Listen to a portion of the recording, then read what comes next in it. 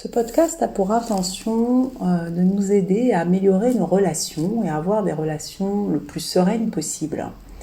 Il y a deux choses qui sont importantes dans une relation, c'est la communication, donc la façon dont je vais communiquer quelque chose, la forme, bien plus que le fond, et le moment que je choisis pour transmettre, pour communiquer avec mon partenaire.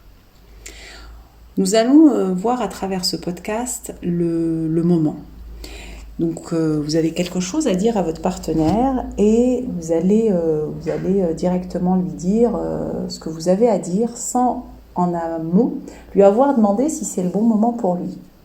Je ne sais pas si ça vous est déjà arrivé vous-même d'être dans vos pensées, d'être dans une action, de faire quoi que ce soit, qui soit visible ou pas, ça peut être une action ou une pensée, et votre partenaire vient à ce moment-là vous parler, vous partager quelque chose qui est probablement important pour lui ou pour elle, et soit vous n'êtes pas complètement là, vous êtes toujours dans vos pensées, ou vous continuez à faire ce que vous êtes en train de faire.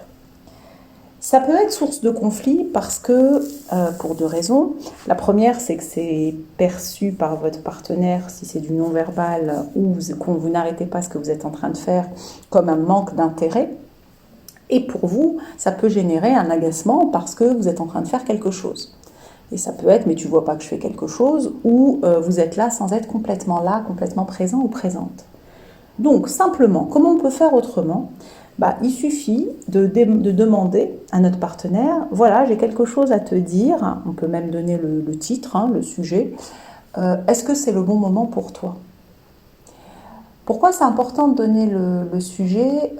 Parce que votre partenaire peut penser que c'est un lien avec lui et peut s'imaginer plein de choses. Et le fait de ne pas savoir fait qu'on peut ne pas se sentir complètement en sécurité. Et que peut-être on va dire vas-y, c'est le moment, et c'est pas complètement le moment, parce qu'en fait on a juste envie de se dire, de savoir est-ce que c'est en lien avec moi ou pas ? Est-ce que j'ai fait quelque chose ou est-ce que je n'ai pas fait quelque chose ? Est-ce que j'ai dit, j'ai pas fait ? Pour éviter tout ça, le fait de donner le sujet va permettre à notre petit reptilien, notre petit crocodile, d'être rassuré, et de se dire ah ok, de savoir, et c'est important. Donc de demander, je reprends tout ça, de demander est-ce que c'est le bon moment pour toi ? Imaginons que c'est le bon moment. Pour moi et mon partenaire me demande ça. Donc je vais dire oui, c'est le bon moment. Et je vais donner mon attention, je vais plonger dans son univers et dans son monde et l'écouter. Si à l'inverse, ce n'est pas le bon moment, ce qui est probable, donc, en général on n'est pas complètement inactif, que ce soit action ou pensée, c'est simplement de dire à mon partenaire, ça m'intéresse d'écouter ce que tu as à me dire. Est-ce que c'est possible pour toi qu'on le fasse dans X minutes, X heures ou demain en fonction de ce qui est prévu. Mais c'est de proposer un moment.